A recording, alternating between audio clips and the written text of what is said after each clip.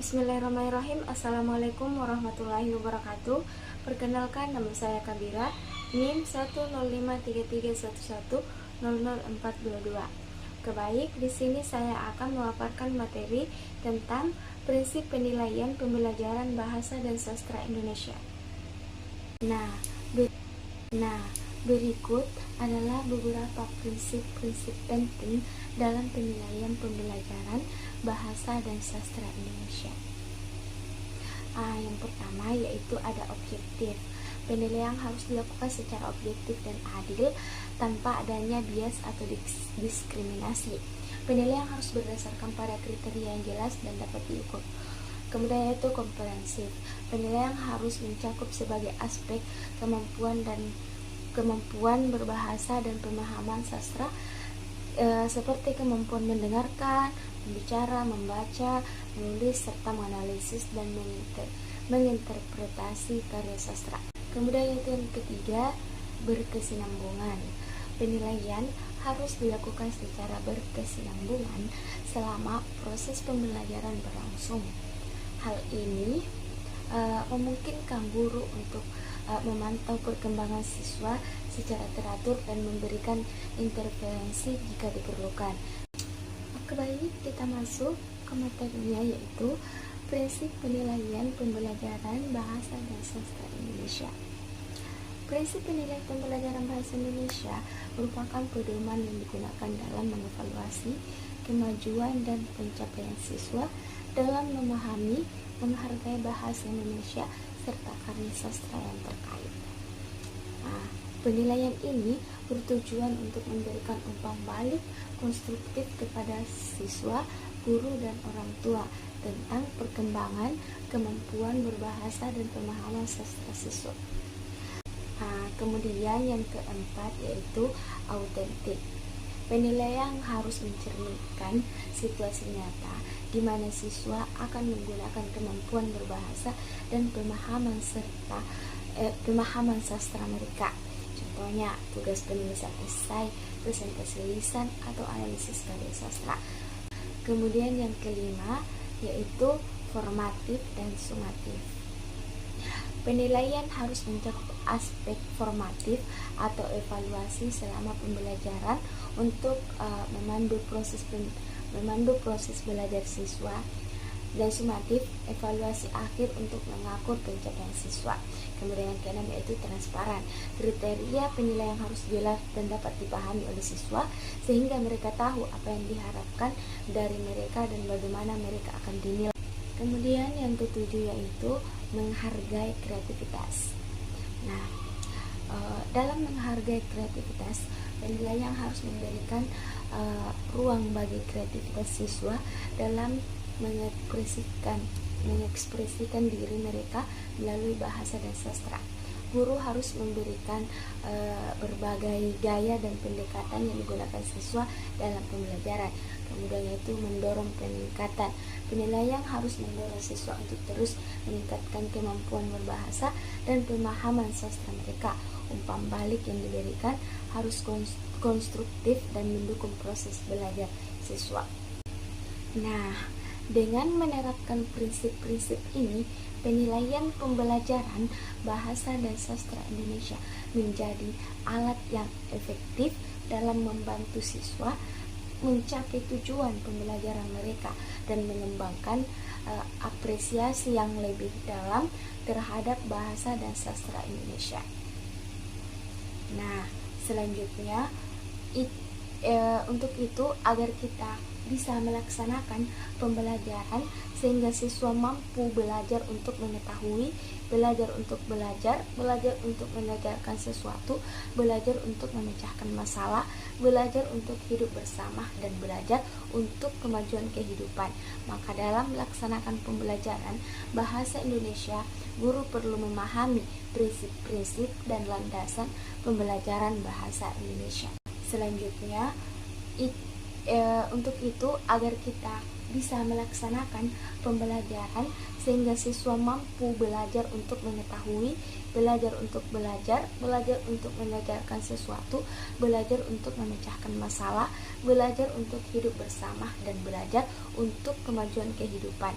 Maka dalam melaksanakan pembelajaran bahasa Indonesia, guru perlu memahami prinsip-prinsip dan landasan pembelajaran bahasa Indonesia.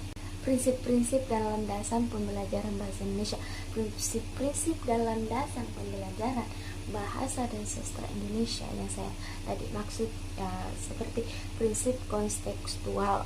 Pembelajaran kontekstual adalah konsep belajar pada saat guru menghadirkan dunia nyata di dalam kelas dan mendorong peserta didik membuat hubungan antara pengetahuan yang dimiliki dengan penerapan dalam kehidupan sehari-hari.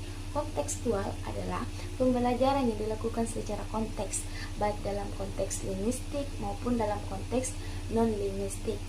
Menjelaskan pembelajaran kontekstual adalah pembelajaran yang mengaitkan materi yang diajarkan dengan dunia nyata. Peserta didik membuat hubungan antara pengetahuan dalam kehidupan sehari-hari. Kontekstual merupakan proses pembelajaran yang holistik dan bertujuan membantu siswa untuk memahami maka materi ajar yang meningkatkan konteks kehidupan mereka sehari-hari, konteks pribadi, sosial, dan kultural, sehingga pengetahuan dan keterampilan dinamis untuk mengkonstruksi sendiri secara aktif pemahamannya. Karena konsep belajar yang membantu guru mengaitkan antara materi yang diajarkan dengan situasi dunia nyata. Siswa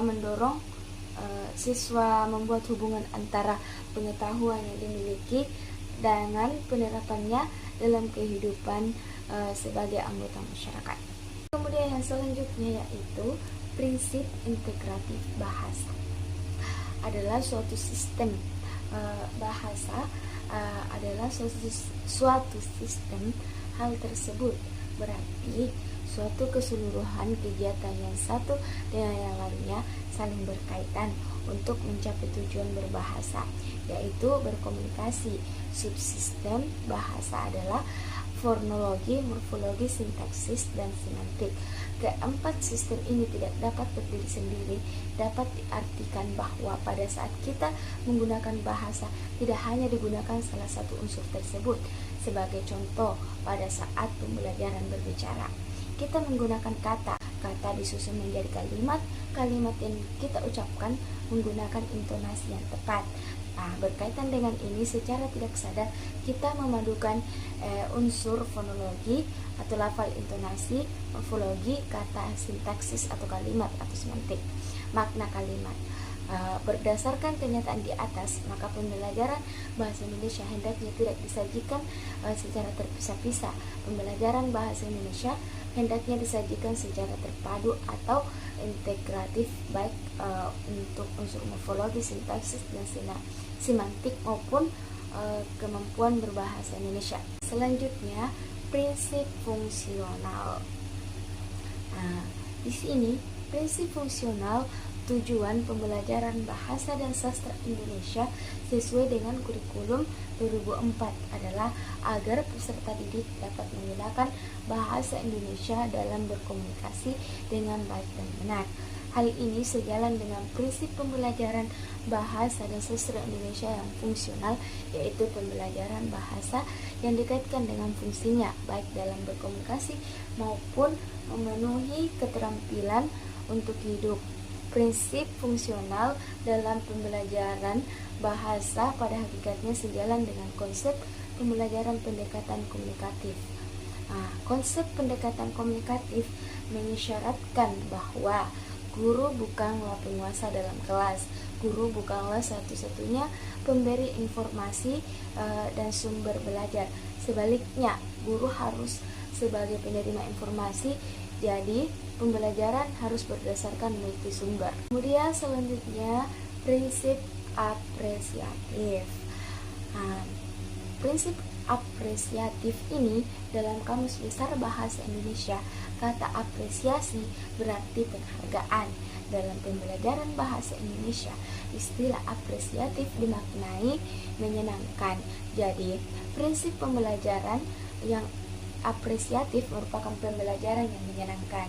Jika dilihat dari artinya, prinsip apresiatif ini tidak hanya berlaku untuk pembelajaran sastra, tetapi juga untuk pembelajaran aspek yang lain, keterampilan berbahasa, atau bisa disebut menyimak, berbicara, membaca, dan menulis. Dalam hal ini, pembelajaran sastra dapat dipadukan dalam pembelajaran keempat keterampilan tersebut. Nah, kemudian kita lanjut. Pembelajaran bahasa Indonesia merupakan kegiatan yang bertujuan untuk mengembangkan 4 keterampilan berbahasa bagi pelajar. Pembelajaran bahasa Indonesia juga merupakan kegiatan yang bermakna, karena dalam kegiatan belajar seharusnya berarti dan berguna bagi pembelajar kehidupannya sehari-hari. Tujuannya adanya prinsip dalam pembelajaran bahasa Indonesia, yaitu agar tujuan pembelajaran tercapai. Ada 4 prinsip dalam pembelajaran bahasa Indonesia. Yang pertama, prinsip kontekstual. Konsep belajar pada prinsip ini menghadirkan dunia nyata ke dalam kelas dan mendorong peserta didik untuk membuat hubungan antara pengetahuan yang dimiliki dengan kehidupan nyata. Kedua, prinsip integratif, yaitu pembelajaran bahasa yang disajikan tidak terpisah-pisah. Pembelajaran bahasa secara terpadu atau terintegratif bisa dipadukan pembelajaran menyimak, mendengarkan, membaca, menulis. Prinsip yang ketiga yaitu prinsip fungsional yang mengisyaratkan bahwa guru bukanlah penguasa dalam kelas, bukanlah satu-satunya pemberi informasi dan sumber belajar. Jadi pembelajaran didasarkan pada multi sumber.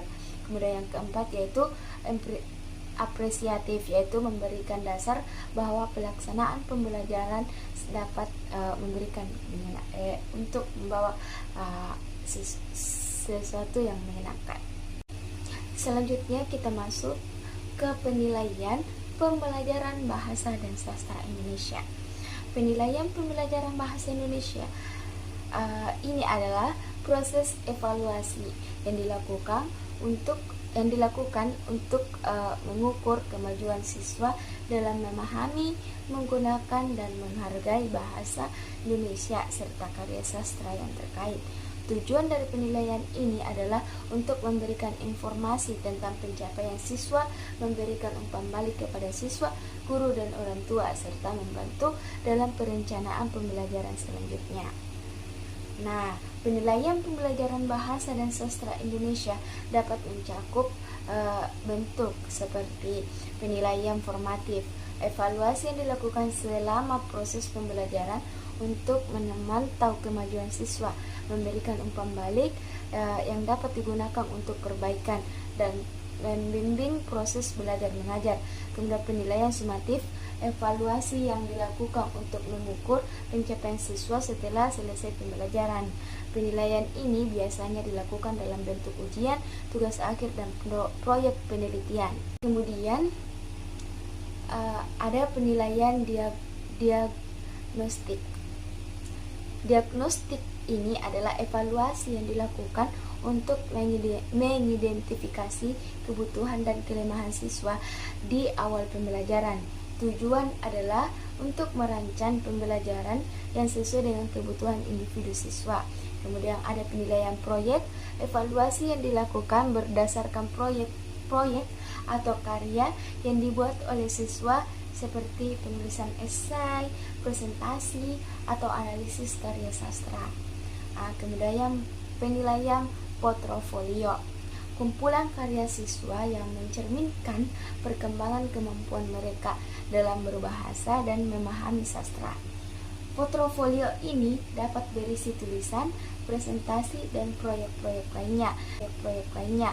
Kemudian selanjutnya ada penilaian observasi. Penilaian observasi ini evaluasi yang dilakukan melalui pengamatan langsung terhadap siswa saat berintegrasi dengan bahasa dan karya sastra. Observasi ini dapat dilakukan dalam bentuk diskusi, kelompok, presentasi, ataupun peran dan drama.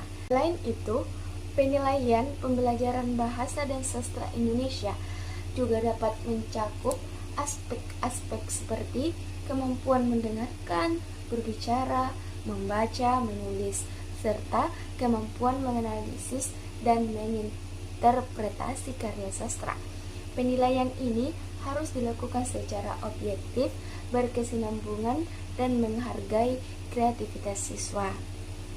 Dengan penilaian yang tepat dan komprehensif, guru dapat memahami perkembangan siswa, memberikan umpan balik yang sesuai, dan dapat membantu siswa untuk mencapai potensi maksimal dalam memahami dan menghargai bahasa dan sastra Indonesia. Oke, baik, cukup sampai di sini materi saya tentang prinsip penilaian pembelajaran bahasa dan sastra Indonesia yang saya paparkan tadi. Cukup sekian dan terima kasih. Saya tutup dengan ucapan Assalamualaikum warahmatullahi wabarakatuh.